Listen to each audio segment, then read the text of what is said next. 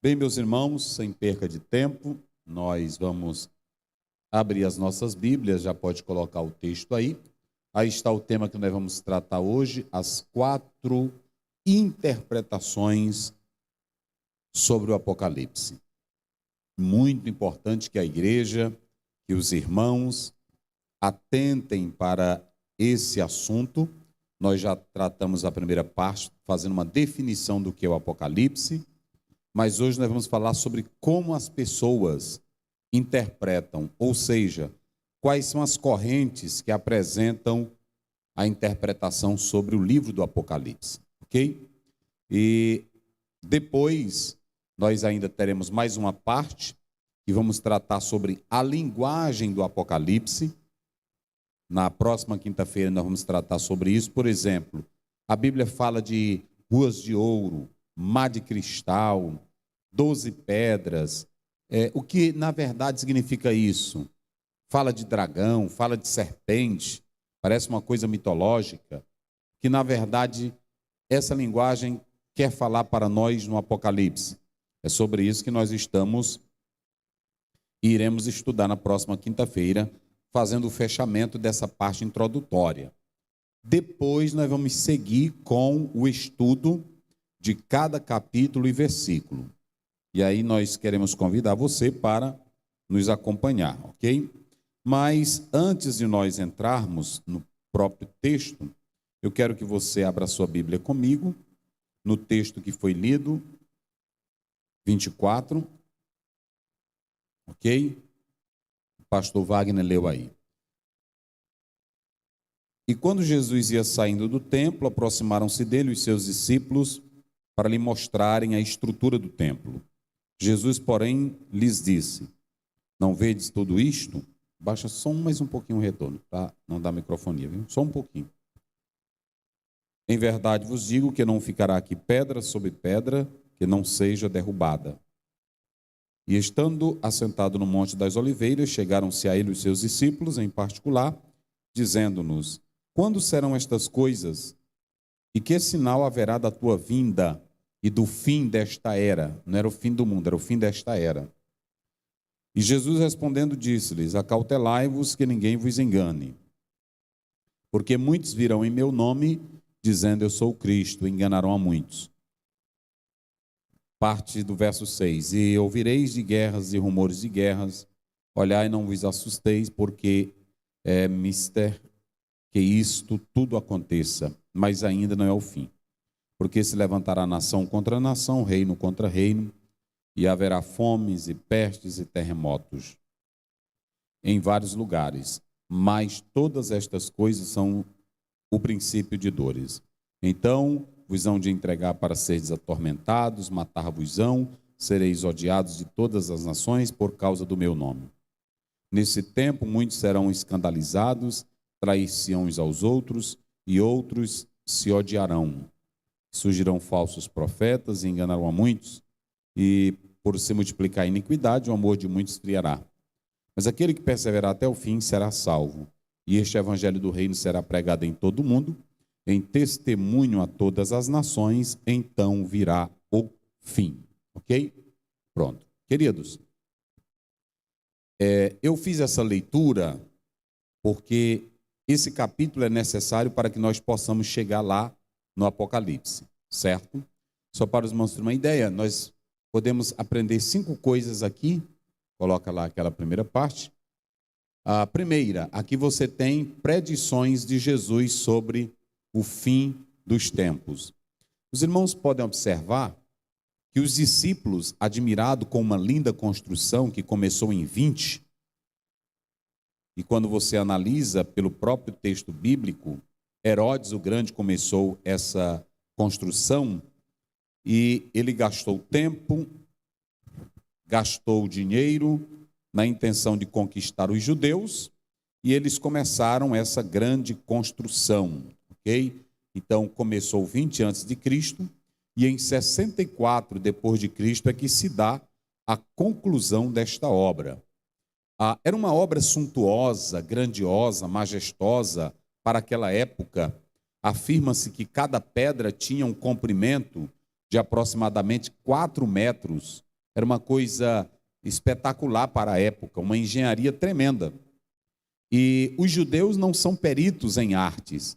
Eu li um certo autor que diz que os judeus não apreciavam belas artes por causa de Êxodo 20, quando tinha a proibição dos 10 mandamentos, não farás imagens, e muitos deles eram rígidos, que não se preocupavam tanto com essa questão de estética, de arte. Mas pode-se perceber que os discípulos eram como qualquer um de nós. Assim como a gente admira a natureza, admira a beleza de alguma coisa, admira uma arte, admira um livro, eles também admiravam a arte.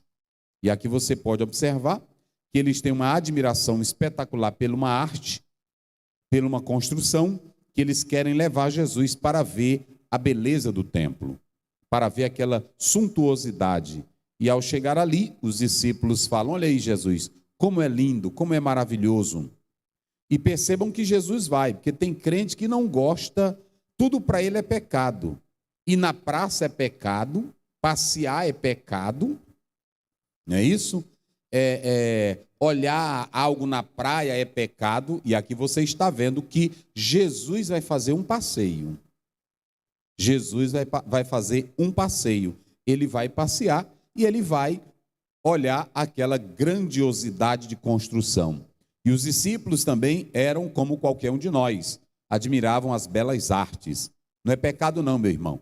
Não é pecado você admirar a natureza.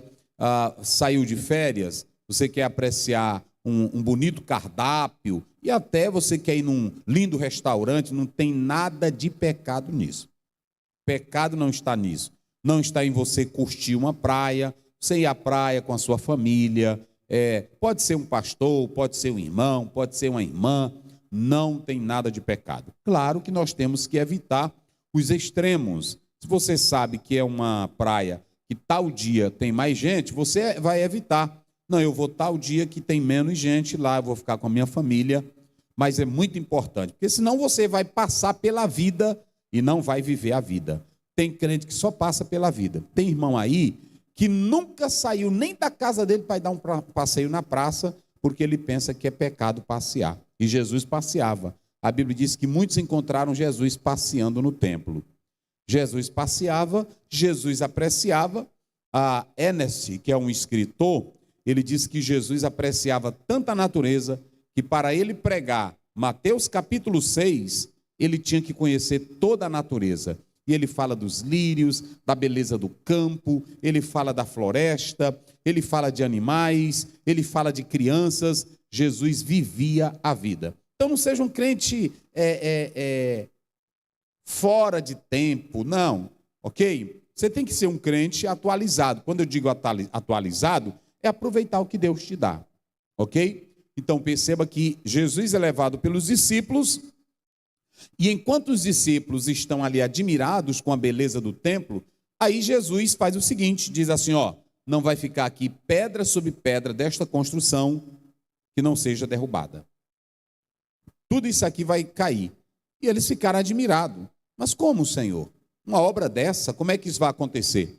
Perceba que eles levam Jesus para admirar uma obra de arte, e ali Jesus cria uma discussão futura. Por isso que eu coloquei aqui que o que se tem em Mateus 24, 1 a 14, são predições de Jesus sobre os fins dos tempos. É a primeira coisa que você pode ver aqui. Então, quando você começa a ler esse texto, observem que aí Jesus Cristo ele faz uma predição. Não ficará aqui pedra sobre pedra que não seja derrubada. Ok? E o mais interessante é que nós sabemos que o general Tito invade Jerusalém, destrói tudo, inclusive nós sabemos da questão do templo. Então, é muito importante que você tenha predições que aconteceram lá, ok? Mas aí os discípulos, depois que Jesus faz aquela predição, eles perguntam, mas Senhor, quando isso acontecerá? E qual é o sinal da tua vinda? Ouçam bem, do versículo 1 até o versículo 3, você pode observar que Jesus ele não foi dominado pelo orgulho nacional. Ele não foi dominado pelo orgulho da arte. É aqui que eu quero chamar a atenção. Admirar, apreciar, gostar é uma coisa. Agora, ser iludido com essas coisas, aí é que está o perigo. Jesus não desprezou a obra de arte, ele aproveitou aquele momento para introduzir um sermão profético. Mas ele não era dominado por um orgulho nacional. Tem crente que ele é dominado por esse orgulho, que ele quer ficar neste mundo. E Paulo diz em Filipenses 3,19, 3,20, a nossa pátria está nos céus. Pode colocar aí, que às vezes a gente cita um versículo, e aí a gente vai lendo, e está aí, mas é isso mesmo. Essa semana eu estava citando um versículo, e eu só errei o versículo, eu citei o 17:15, era 17:14, mas aí está aí. É só porque a gente confunde. Eu tinha uma professora de hebraico, que ela dizia o seguinte, quem estuda sabe, às vezes se confunde, ok? Então, aí está. Então você pode observar que Paulo, ele não tinha orgulho, eu sou fariseu, eu sou isso, eu sou aquilo, eu sou maranhense. Tem irmão que diz, minha cidade é essa daqui. Tem irmão que é como a esposa de Ló. Pode até anjo vir tirar ele, mas é tão louco pelas coisas desta vida que ele morre no pecado. Então, apreciar é uma coisa, agora ser louco por outro, pronto. Tem irmão que não quer nem vir para o culto porque ama demais a sua casa. E aí Jesus volta e tu fica com a tua casa. Por isso que eu quero dizer para vocês, é muito importante não ser dominado por esse orgulho nacional, pessoal, pronto. Não, você tem que amar as coisas, respeitar. E Paulo diz lá em 1 Coríntios 15, pode colocar aí na tela, eu acho que é o 19. Ele diz que se a nossa vida se resumir a isso aqui, nós somos o quê? Os mais miseráveis. Olha a igreja, irmãos, irmãs, povo de Deus, nós não podemos colocar o nosso coração nas coisas da terra. Nós podemos apreciar, usar, mas não abusar disso e nem confiar nelas. Nós temos uma esperança maior, nós temos uma vida maior, que é lá no céu de glória. Amém? Quem acredita assim, diga glória a Deus. Então, está aí, 19. Vamos voltar para lá, por favor. Então, a primeira coisa, Jesus é atraído pelos discípulos para olhar uma obra, e nesse ínterim há um diálogo que Jesus faz a predição profética, ok? Nessa predição profética, vem a pergunta dos discípulos. A pergunta dos discípulos é escatológica. Senhor, quando será o fim destas coisas, do mundo? Aí você tem a 70ª semana de Daniel, e vai envolver Daniel 9, 25 a 27, Atos 1, 6. Se vocês analisarem, pode até colocar Atos 1, 6, essa pergunta dos discípulos, novamente eles vão repetir ela lá na frente, que eles queriam saber quando era o fim do mundo, quando seria estabelecido, e o Senhor, lê aí, pastor Wagner, só para os irmãos terem uma ideia, vamos lá. Aqueles, pois, que se haviam reunido, perguntaram-lhe, dizendo, Senhor, restaurarás tu nesse tempo o reino de Israel? Estão vendo? Então, lá em Mateus 24, os discípulos têm uma pergunta. Agora, novamente em Atos 1,6, tem outra pergunta, tudo de cunho escatológico. O que é escatologia, pastor? Escatos, último, logia é estudo, tratado. Escatologia é uma matéria que se trata ou que procura estudar o fim das últimas coisas, ok? Ela aborda tanto o passado, como o presente, como o futuro. A vida após a morte, assunto da escatologia. Estado intermediário, assunto da escatologia. Novo céu e nova terra, assunto da escatologia. Então, a escatologia, ela trata disso. Os discípulos, então, vão em particular e perguntam, Senhor, quando é que essas coisas irão acontecer? Quando, de fato, haverá o fim do mundo? Então, uma pergunta que vai culminar com uma resposta de Cristo. Volta para lá agora, por favor. Aí você bota o terceiro. Muito bem, vamos lá. Terceiro ponto, pode passar bem. Aí vem a pergunta dos discípulos e a resposta de Jesus, estava ligado com a grande tribulação. Muitos teólogos, biblistas, exegetas, hermeneutas e muitos pregadores se confundem e se complicam com Mateus 24. Alguns dizem que isso aqui já envolvia a questão que aconteceu lá com o general Tito, aconteceu também lá com Antíoco Epifânio, e aqui já aconteceu a grande tribulação envolvendo Israel. Muitos se perdem nisso. Só que se você analisar esse capítulo, há coisas que aconteceram naquela época, mas há coisas que Jesus fala aqui nesse capítulo que nunca aconteceram. Uma delas, ele diz, haverá uma tribulação tal qual nunca houve na terra. Então, você tem assuntos que aconteceram lá, mas você tem assuntos que ainda irão acontecer. Eu vou dar um exemplo que isso é muito claro, eu vou falar na quinta-feira que vem, é que o profeta Joel, 2:28, ele falou uma profecia que haveria de se cumprir, e lá em Atos capítulo 2, Pedro reforça e diz o que falou o profeta Joel.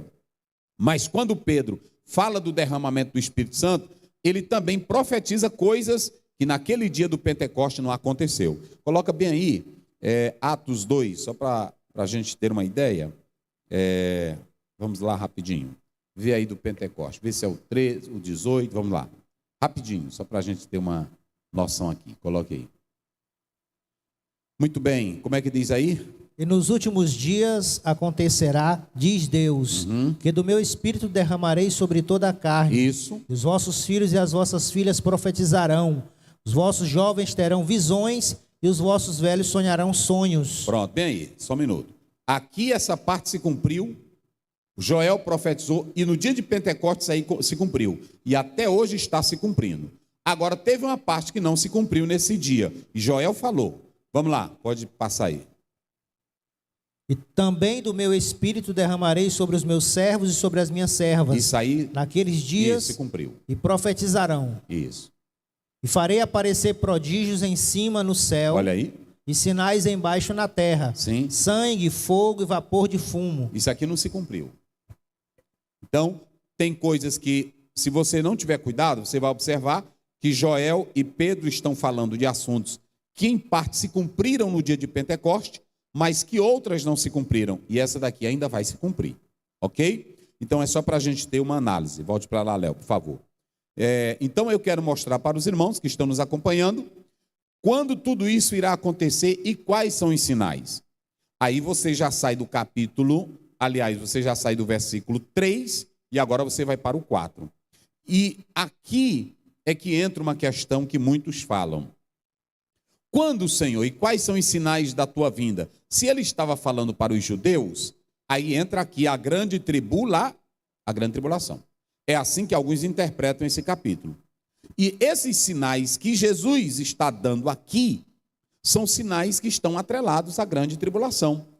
E ainda, alguns estudiosos dizem que esses sinais irão mostrar que a grande tribulação se aproxima.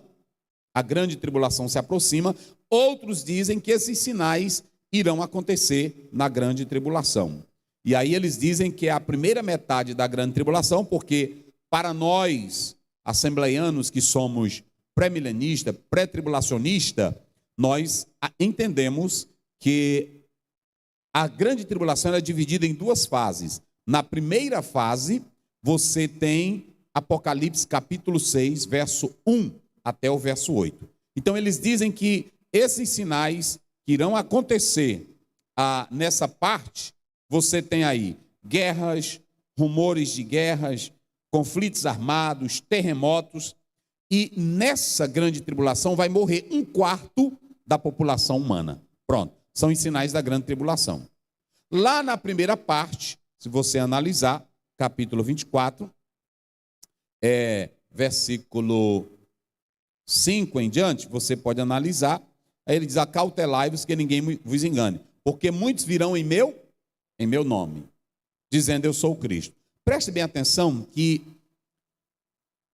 isso aqui eles ligam com a grande tribulação, por quê? Porque depois que Jesus morreu, muitos acreditavam que Jesus não ia surgir, que não surgiu do período 30 a 70, nunca surgiu um falso Cristo. Por que nunca surgiu um falso Cristo? Porque Jesus morreu como um bandido. Jesus morreu como um desertor. Jesus morreu como alguém que contrariava a lei. E ninguém iria ousar apresentar-se como Cristo porque temia o poder que acabaram de matar ele. Então, por isso que alguns dizem que isso aqui é jogado lá para a grande tribulação. Vocês entenderam? Então, alguns dizem, não, isso aí já se cumpriu. Foi lá na época do general Tito, foi lá na época que Jerusalém foi destruída, mas não. Tem coisas que aconteceram lá, Por isso que eu expliquei aqui o caso de Joel e Pedro. Tem coisas que aconteceram lá, mas tem coisas aqui no capítulo que está muito, muito, muito, muito além do que nós podemos analisar aqui, ok? Então você tem que analisar isso claramente. Vê aí o verso 21 de Mateus 24. Pastor Wagner, leia aí, por favor. Porque haverá então grande aflição, como nunca houve desde o princípio do mundo até agora, nem tampouco há de haver. Pronto. Então como é que você explica isso aqui? Se teve a perseguição envolvendo Israel desde o Egito, perseguições como o cativeiro babilônico, e Jesus diz assim, vai haver um período de aflição tão grande que desde o início da terra nunca houve. E que aflição é essa? E se nós estamos vendo, mesmo com todos os problemas, a igreja e o povo de Deus e até Israel está gozando de bênção hoje. Em 1948, Israel se torna um estado soberano. Israel hoje tem a sua terra, Israel tem o seu país, Israel tem o seu idioma. Então perceba que as coisas fizeram foi melhorar para eles. E cadê esse tempo que Jesus profetizou para Israel? Isso aí é futuro. É por isso que você precisa ler cuidadosamente a Bíblia para entender isso aqui. Ok? Então, vai haver uma tribulação que nunca houve na face da terra. E aí essa tribulação é disso que Jesus está falando aqui. E essa tribulação, ela não é para a igreja. Alguns que são da visão pós-tribulacionista, mesotribulacionista, o mesotribulacionista, chamado também de midi-tribulacionista, diz que a igreja ela vai passar pela metade da tribulação, Jesus virá. Os pós-tribulacionistas diz que depois da grande tribulação é que o Senhor Jesus virá para buscar a igreja. Nós não somos dessas correntes. Mas por que eu estou falando aqui? Para que cada crente saiba que nós sabemos dessas coisas. Tem irmão que pensa que os crentes pentecostais são besta. Não sabe o que é interpretação bíblica, não sabe o que é escatologia. Nós sabemos, só que nós também temos a nossa linha de pensamento. Ok? Então nós não somos dessa corrente.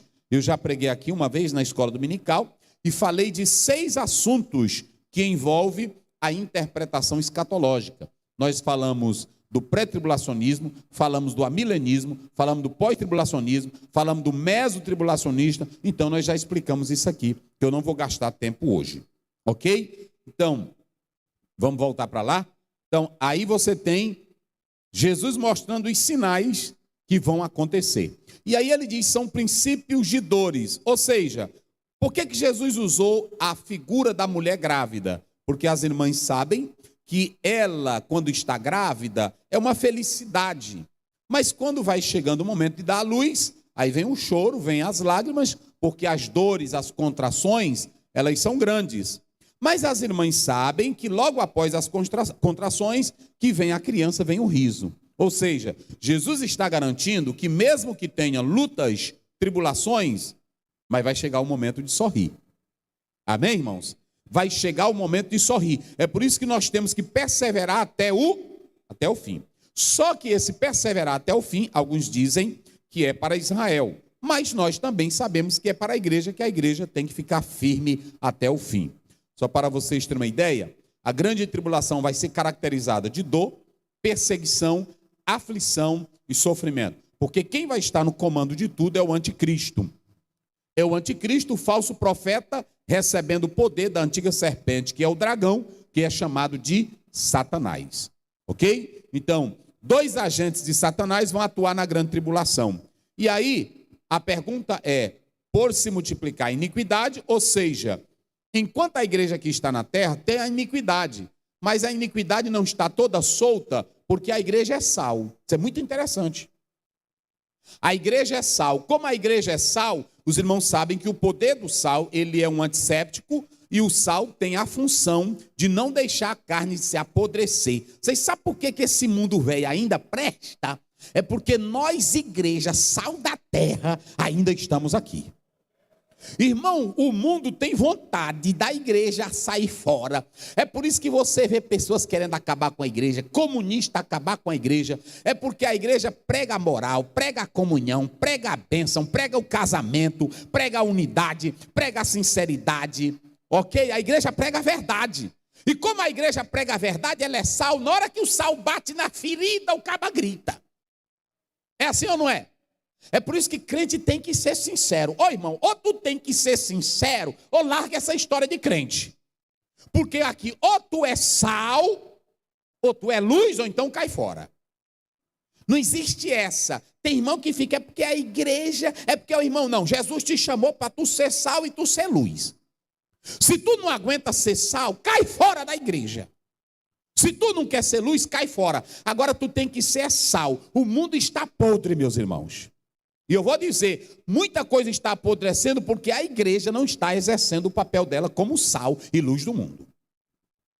Pronto, a pessoa, quando você é sal e luz, eu me lembro que eu tinha uma construção, estava construindo um prédio, e lá a maioria dos pedreiros eram descrentes, não eram crentes. Aí quando eu chegava na construção, de longe eles me viam, e eu notava, tinha deles que na hora que me via de longe, aí pronto, eles estavam com um cigarrozão na boca. Na hora que me via de longe, pegava o cigarro e jogava, e aí fazia assim.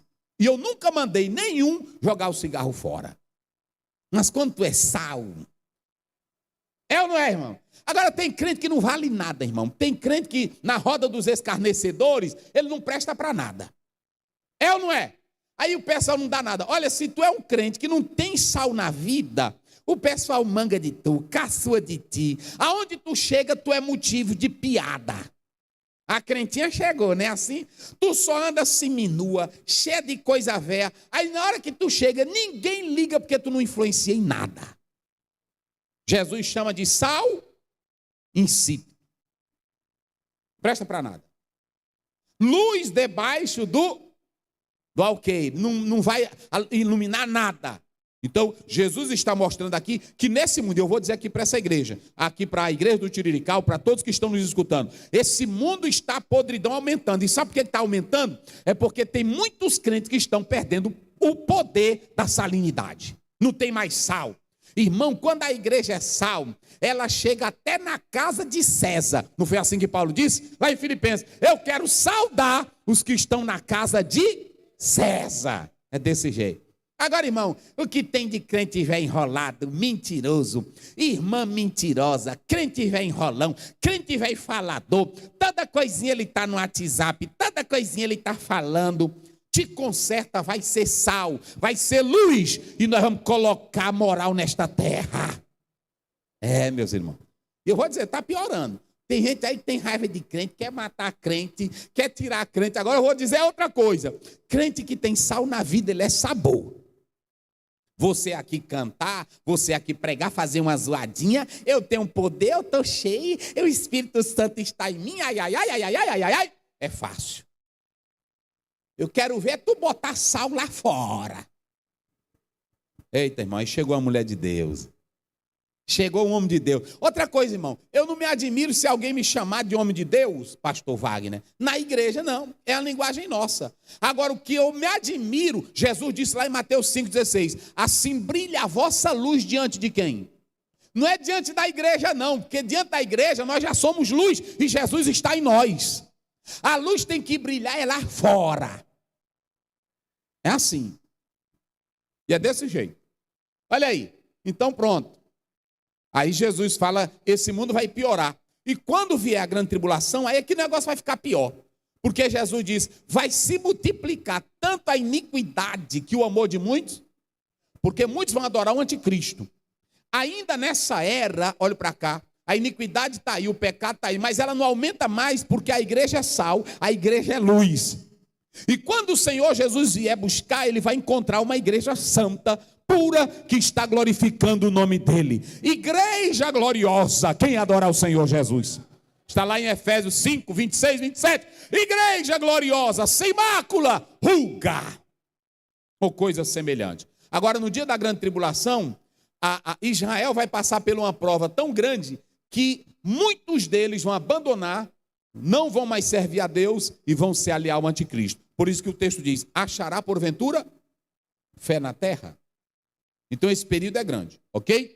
Aí vem em quinto lugar, aí você tem a parte da metade da grande tribulação, ok? Me coloca bem 1 João 4, verso 1 João 4, 3, vê se é, se não me foge a memória.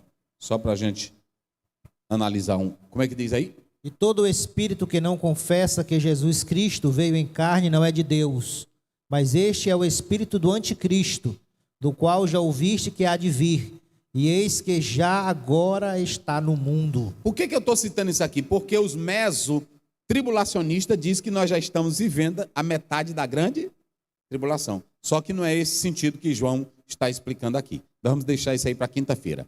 Ok? Quantos entenderam capítulo 5 do capítulo 24, 1 a 14? Quem agora entendeu? Amém? Então pronto. Vamos agora lá para o Apocalipse. Quem dos irmãos aqui já leu o livro do Apocalipse? Todinho. Pronto. Então eu vou só para vocês participarem. Quantos capítulos tem um livro do Apocalipse? Tem quantos capítulos? 22 capítulos. Vocês sabiam que a partir do capítulo, quando você chega do capítulo 4, se você prossegue do 4, 6 até o 19, você não tem mais a igreja? Aí alguns julgam que é por isso que a igreja não vai passar pela grande tribulação, porque aí você não tem relação com a igreja.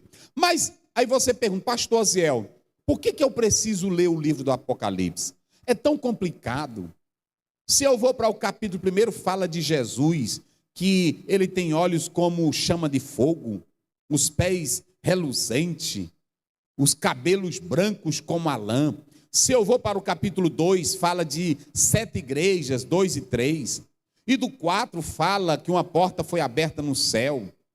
No capítulo 5, nós podemos analisar, tem o cântico do Cordeiro. No capítulo 6, já se fala sobre a abertura de selos. E no 7 tem tantos mistérios, fala de 2 testemunhas, fala de dragão. Capítulo 12 fala de uma mulher perseguida por um dragão. Como é isso? Fala de uma besta. Aí quando você vai para outros capítulos, você acha muito misterioso. Não, o livro do Apocalipse eu não vou ler não, é muito complicado, tem uma linguagem difícil. Mas não é só você. Alguns teólogos, alguns exegetas e hermeneutas também não quiseram se atrever em tratar do Apocalipse. Mas a minha Bíblia diz, coloca aí na tela, 3,16 de 2 Timóteo, se a minha Bíblia diz e a tua Bíblia diz isso aqui, vamos lá, como é que diz aí? Toda a Escritura é divinamente inspirada e proveitosa para ensinar, para repreender, para corrigir, para instruir em justiça. Como é que Deus vai colocar um livro na Bíblia, o livro do Apocalipse, se esse livro não presta, se esse livro é misterioso? E se Paulo está dizendo que toda a Escritura é divinamente inspirada e proveitosa, então como é que eu vou negar esse livro da Bíblia? Como é que eu vou rejeitar esse livro da Bíblia? Não tem como. Agora vocês sabem qual é o maior problema? É que tem pessoas que estudam o Apocalipse com espírito de crítica. Leiam o Apocalipse com espírito de curiosidade. Leiam o Apocalipse já dizendo, eu quero saber sobre o futuro. Não lê o livro do Apocalipse como palavra de Deus para gerar consolo, gerar fé e gerar esperança. Nenhum livro da Bíblia deve ser lido no espírito de curiosidade. Você não deve ler Bíblia para aumentar conhecimento, para debate teológico. Você não deve ler livro para debater escatologia bíblica. Você deve ler a Bíblia para ser salvo, para ser santo e para ter a maior esperança que gera vida no teu coração, a palavra de Deus. Porque Jesus diz, as palavras que eu vos digo, coloca aí João 6,63, as palavras que eu vos digo são o quê? Espírito e... Lê aí, pastor. O Espírito é o que vivifica, a carne para nada aproveita. Isso. As palavras que eu vos digo são Espírito e vida. Pronto, a palavra de Deus, ela é Espírito e ela é vida. Então você não vai ler Bíblia, olha para cá, irmão. O maior problema hoje, tem professor de teologia, professor da escola dominical, irmão, que vem para a igreja só para debater. Ele quer que os irmãos olhem para ele como um doutor em Bíblia. Quer que a igreja olhe para ele como o homem que mais sabe de Bíblia na igreja. Não é esse o nosso espírito. Nós temos que ler Bíblia para ser santo, é para ter consolo na alma, porque aqui é palavra de Deus para o nosso coração. Quem acredita nisso, diga glória a Deus.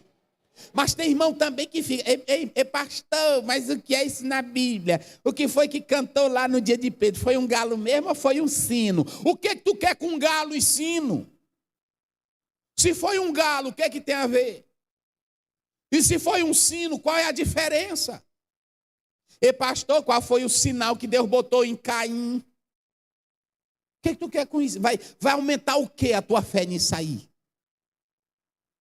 E pastor, como foi que Maria engravidou do Espírito Santo? O que isso vai aumentar a tua fé?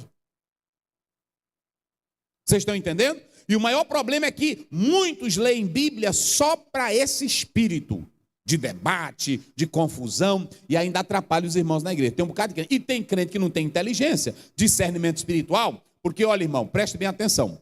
A Bíblia diz lá coloca bem aí, eu já preguei isso aqui um dia desse, lá em 1 Coríntios 2,15, a Bíblia diz que as coisas espirituais, elas se discernem como? Espiritualmente. Ouçam bem, professores, crentes, irmão, se você não for espiritual, nenhuma leitura da Bíblia vai ter valor para você. Vai ter eficácia para você. Você pode comprar tudo que é livro de teologia, mas as coisas espirituais, elas se discernem como? Espiritualmente. Aí vamos lá. Então, agora pode passar, nós vamos... É isso, vem aí, segure bem aí. Então o livro do Apocalipse está aí.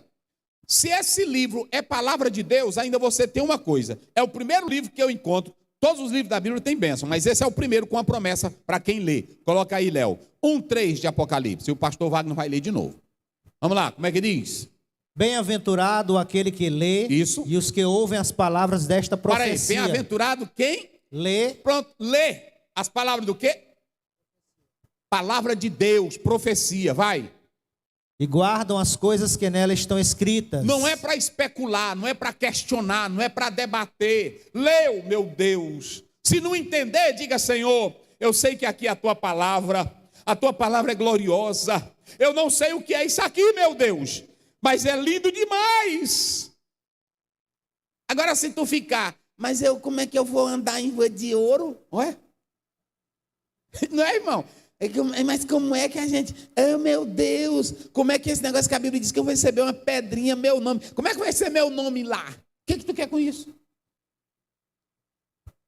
Não é assim? Tem irmão que... Como é que vai ser meu nome no céu? Não, pare com isso, irmão. E pastor, como é que vai ser meu nome? Jesus disse, me parece que é Mateus 22:29, se não me foge a memória. Coloque aí. A minha esposa disse, tu está esquecendo, né? Eu disse, minha filha, é coisa demais. Mas aí não estou esquecendo não, isso daí. Como é que diz? Vai lá. Jesus, porém, respondendo, disse... Olha aí! Errais, não conhecendo as Escrituras, Eita! nem o poder de Deus. Aí pronto, uns cabrinhos velho sem vergonha que gosta de debate, que gosta de enrolar as coisas, chegaram. E Jesus, uma mulher casou, mas um homem aqui na terra, e aí é o seguinte, o primeiro marido morreu e não teve filho. Aí cada um a lei do levirato. O primeiro casou, morreu. Lá vem o segundo, teve que ficar. Morreu o segundo, morreu o terceiro. Até o sétimo. Não é assim? E quando ela chegar lá no céu, Jesus, quem é que vai ser o marido dela? Jesus diz, você não vale nada. E nem conhece as Escrituras, porque lá no céu nem se dão. E vocês erram porque não conhecem o quê? Pronto, irmão, a Bíblia, se você não tiver esse entendimento, você vai ser aquele... Tem irmão que... Até, tem crente que é besta, irmão. Tem crente que diz assim, rapaz, o cara ali é doutor em escatologia. Ninguém é doutor em escatologia, irmão. Rapaz, o irmão ali é doutor em Bíblia. Ninguém é doutor em Bíblia. Só quem é doutor em Bíblia é Jesus. O diabo sabe mais Bíblia do que eu. E mais do que tu. Vocês sabiam dessa? Inclusive, ele tem uma crença mental. A Bíblia diz, ele crê que mas não obedece. O diabo é o maior teólogo do mundo.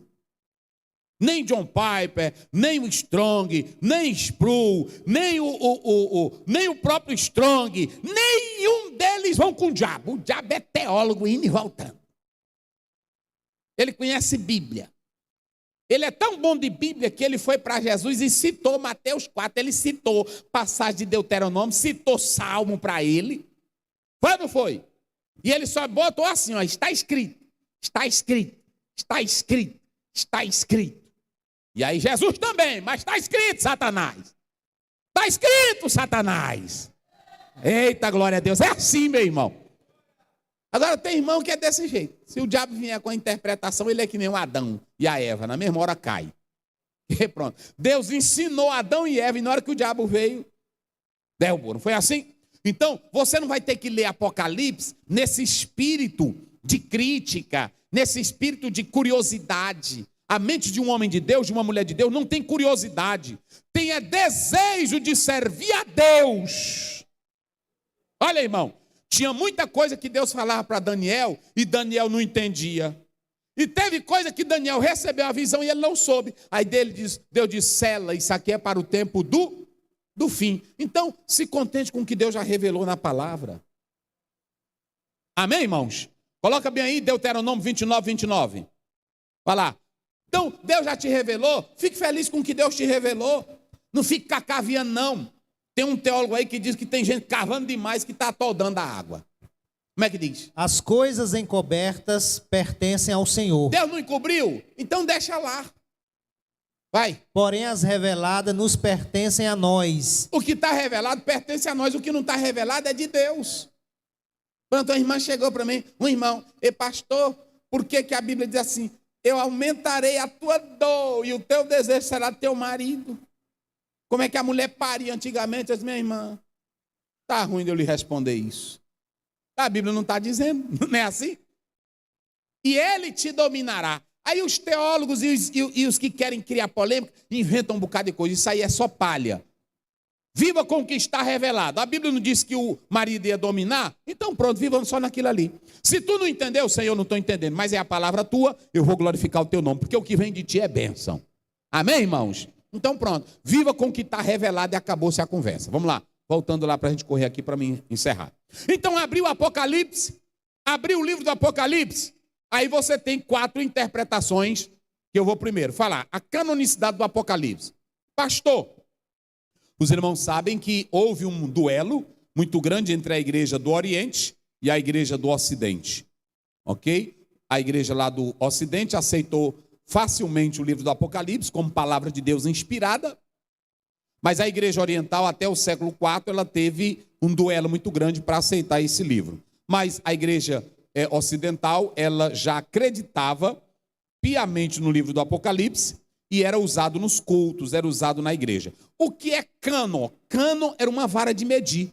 Cânon, quando se diz assim, livro canônico, eram os livros que eram aceitos como inspirados, como os divinos. É isso que é canonicidade.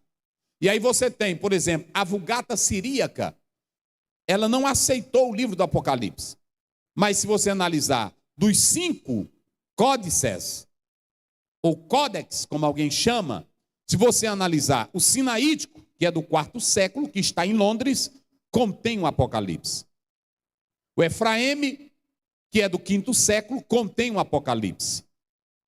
E se você analisar, você pode observar que o próprio Códex Alexandrino, também, que é do 5º século, contém o livro do Apocalipse.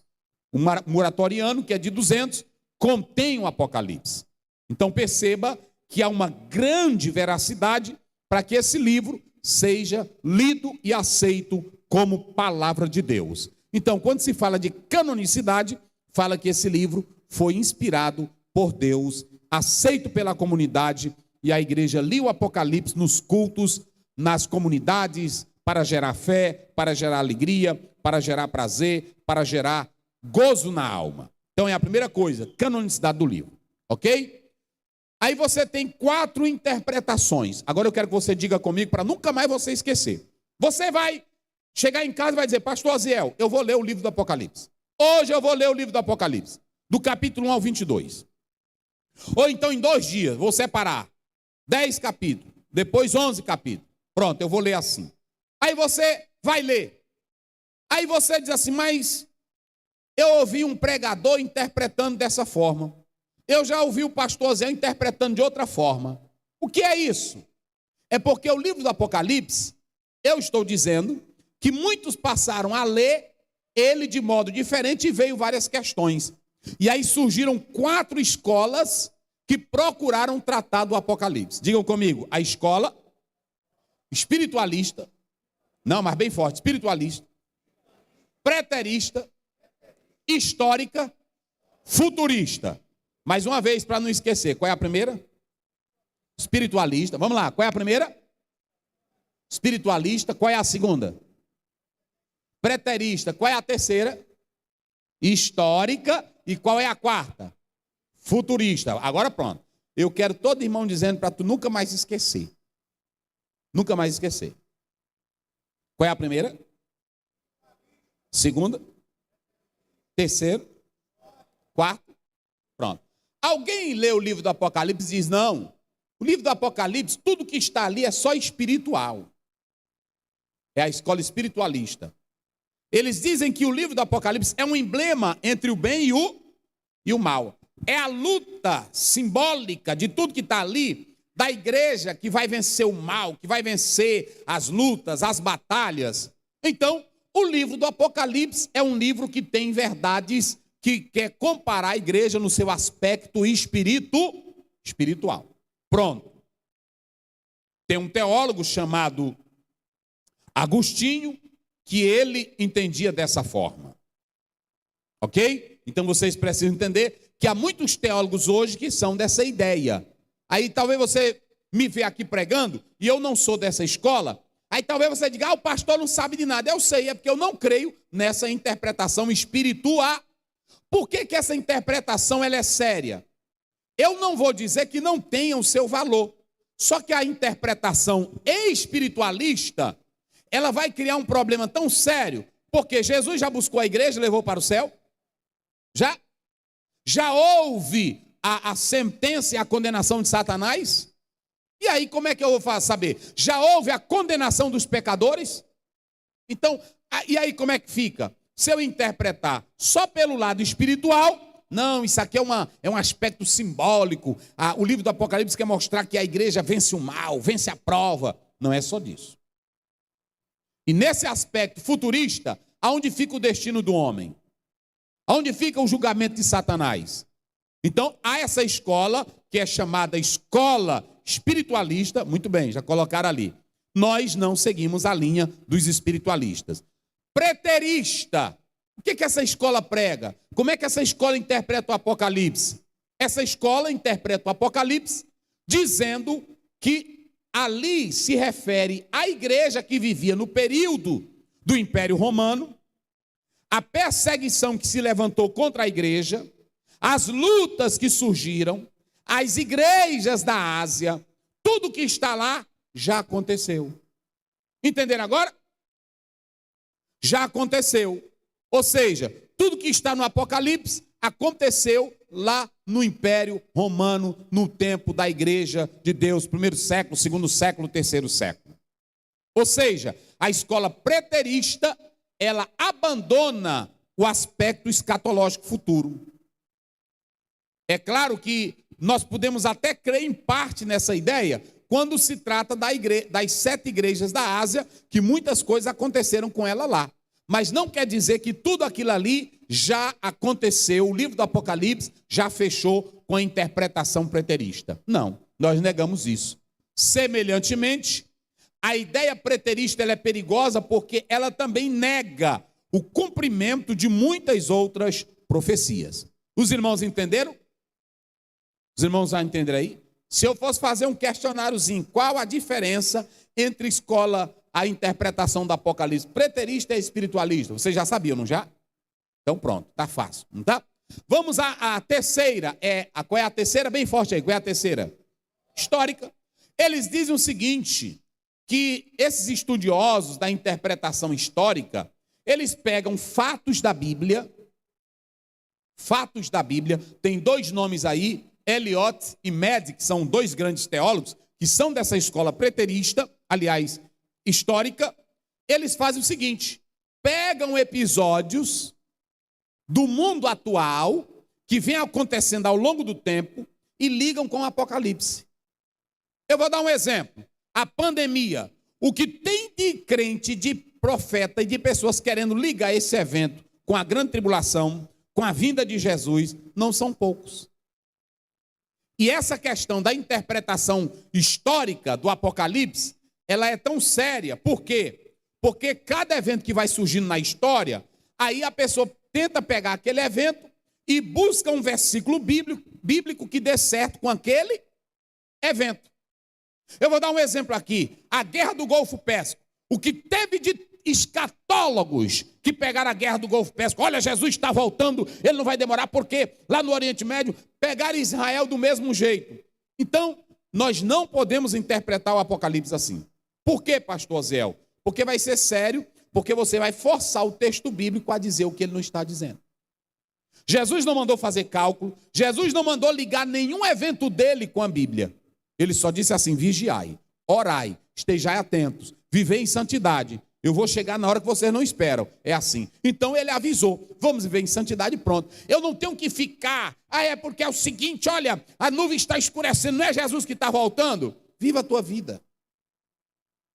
Não fique forçando a interpretação. Sabe qual é o maior perigo dessa interpretação aí? Coloca bem em Apocalipse 11, 19. Só para a gente ter uma ideia, Léo. O médico pegou esse texto aí, 11, 19. Leia aí, pastor Vale. E abriu-se no céu o templo de Deus, e a arca da sua aliança foi vista no seu templo. E houve relâmpagos, e vozes, e trovões, e terremotos, e grande saraiva. Pronto. A Med fez a leitura desse texto e ligou com a própria Revolução, com a Revolução Francesa. Ele fez isso. Então esse aqui é o perigo de você pegar e forçar o texto a dizer o que ele não está dizendo. Então, nós não seguimos a escola a escola histórica da interpretação do Apocalipse. Primeiro, porque só vai fazer essa questão da interpretação histórica quem tiver uma mente muito aberta. Quem conhecer de história, quem conhecer de história da igreja, quem conhecer teologia. Um crente que não sabe de história de teologia não vai saber ligar, concatenar esses acontecimentos. Então, nós não somos da linha da interpretação histórica. E, por fim, aí nós temos, volte lá, nós temos a interpretação do Apocalipse como futurista. Aí sim, o que acontece? Nessa interpretação futurista, você está dizendo que tem coisas no Apocalipse que já se cumpriram, mas tem coisas que ainda irão se cumprir. Porque você, quando lê a Bíblia, você sabe que teve profecias que se cumpriram, fatos que aconteceram, que foram profetizados, mas muitos outros ainda irão se cumprir. Então, eu, pastor Ziel, eu sou da interpretação futurista. Entenderam agora? Vocês entenderam agora? Existem 4 maneiras de se interpretar o Apocalipse.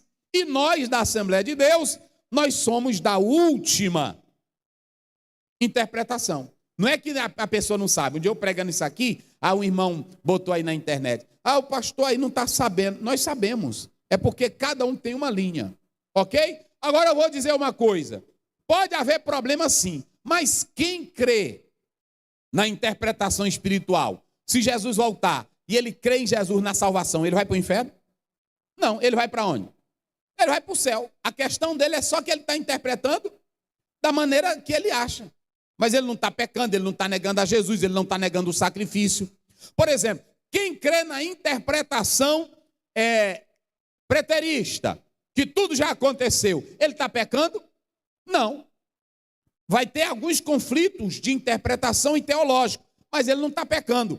E quem crê na interpretação histórica, está pecando? Não. Então é só questão de interpretação. Porque nós vamos para o céu, não é porque nós somos de escola A, de escola B, ou interpretamos da forma assim, ou A ou B. Nós vamos para o céu porque nós acreditamos em Jesus Cristo como Filho de Deus. Quem acredita aí, diga amém. Então pronto, irmão. Se tu crê em Jesus, tu vive a tua santidade. Se o irmão é pós-tribulacionista, e ele crê em Jesus, crê na salvação, se ele achar que tem que ficar aqui até Jesus voltar, fica, meu filho. Nem assim? Fica, meu filho. Eu é que não quero ficar. Mas tu não quer ficar? Fica, rapaz. Se tu acha que tu tem estrutura, fica aí. Eu quero logo no arrebatamento subir. Não, eu quero ficar, pastor, porque eu sou meso tribulacionista. Eu vou ser arrebatado só no meio da grande? Fica, meu amado. Não, eu sou a milenista. Eu creio em tudo é espiritual. Para mim, o diabo já foi preso. Para mim, o evangelho já está alcançando o mundo. Pronto, para nós aqui eu já estou vivendo o milênio. Amém, meu filho. Pois fica aí. Agora eu acredito de outra forma. Ok? E aí nós temos que viver dessa forma. Por que eu estou explicando isso aqui? Porque tem irmão que vai ler e tem muitos teólogos que são dessas 3 escolas que nós falamos, mas nós da Assembleia de Deus somos da linha futurista. Se vocês analisarem, eu recomendo aqui a leitura de Stanley Orton sobre Doutrina das Últimas Coisas da CPAD. Leiam esse livro, é muito importante, ok? E aí também você tem um curso escatológico que nós estamos gravando lá, né? Na FAECAD da Faculdade da Assembleia de Deus, que eu estou dando também essa matéria lá, que você pode se matricular num curso básico de teologia, e aí nós temos bons livros que abordam esse assunto da escatologia bíblica. Ok? Pronto. Quais são as 4 interpretações? Bem forte para me encerrar. Primeira? Depois? E depois? Nós somos de qual escola? Então pronto, só isso. Só isso. Não precisa debater com ninguém, não. E aí, por último, eu vou finalizar aqui, fazendo distinção entre a leitura apocalíptica e o livro do Apocalipse. Teve muitas leituras apocalípticas que surgiram lá no 2º século. Se vocês forem analisar isso claramente, você vai analisar que lá na comunidade judaica, no 2º século, você pode observar que surge essa escola, aliás, surge essa literatura apocalíptica, que é diferente do livro do Apocalipse. Vocês se lembram de 400 anos de silêncio da voz profética de Deus? Quem se lembra? Qual o período, qual é o profeta que está inserido nisso aí? 400 anos ficou em silêncio. É o período chamado interbíblico. Nesse período, surgiram muitas leituras apocalípticas que Israel tinha isso, e essa leitura apocalíptica, que também eu coloco aqui, era chamada apocalíptica escatológica. Essas leituras animavam Israel. Por que animavam? Porque dizia que Israel era o povo escolhido, que Israel tinha promessa, que Israel era o povo eleito. E aí surgiram essas leituras que, na época de entrave, de sofrimento e de luta que Israel passava, como não se estava ouvindo a profecia de Deus, aí surgiram essas literaturas, chamadas literaturas apocalípticas. Elas são boas, sim, mas elas apenas traziam orgulho para Israel. E eles liam isso como ânimo. Na questão de Antíoco Epifânio, essas leituras animavam Israel, criava aquele senso, aquela alegria de contos que narravam como Deus derrotava os inimigos, como Deus dava vitória para Israel. Então essa leitura, ela era muito importante para Israel. Só que ela é diferente do livro do Apocalipse. Enquanto que a literatura apocalíptica era um silêncio que surgiu no período do silêncio da profecia e passou a ser contos relatados cheios de exageros, brilhantismos para Israel, mas a esperança era que Deus tinha que abençoar Israel, porque ele era o povo eleito e etc e tal. Já no Apocalipse, a esperança não é porque Israel é eleito. No livro do Apocalipse, João teve a revelação de Deus. No livro do Apocalipse, todos precisam se converter para receber o Messias. No livro do Apocalipse, vai ter a eternidade com Cristo Jesus e Deus habitando conosco. Então, aprenda a fazer a distinção entre a literatura apocalíptica e o livro do Apocalipse. Então, querido irmão, querida irmã, aí você pode analisar o seguinte: quando a gente lê Apocalipse, revela que Deus está no controle de tudo e que um dia Ele vai colocar tudo no seu devido lugar, céu e terra será uma só coisa e nós seremos o povo de Deus. Coloca aí para mim finalizar Josué 21, 44, 45. Muito bem. Lê aí, pastor Vale. E o Senhor lhe deu repouso de todos os lados, conforme a tudo quanto jurara a seus pais. E nenhum de todos os seus inimigos pôde resisti-los. Por todos os seus inimigos o Senhor entregou-lhes nas mãos. Pronto. Sabe o que é isso aqui? O nosso Deus prometeu que ia dar a terra para Israel, que Josué ia conduzi-los à terra. Deus cumpriu. Sabe o que acontece? O livro do Apocalipse é o livro do desfecho final. Deus promete que vai nos dar um novo céu e uma nova terra. E assim como ele cumpriu com Josué, ele é o Deus que não mente, ele é o Deus que vai nos dar vitória. Querida igreja, continuemos adorando a Deus, gemendo, chorando, mas estamos tendo a certeza que brevemente nós estaremos com o Senhor e teremos um novo céu e uma nova terra. Quem pode dizer glória a Deus?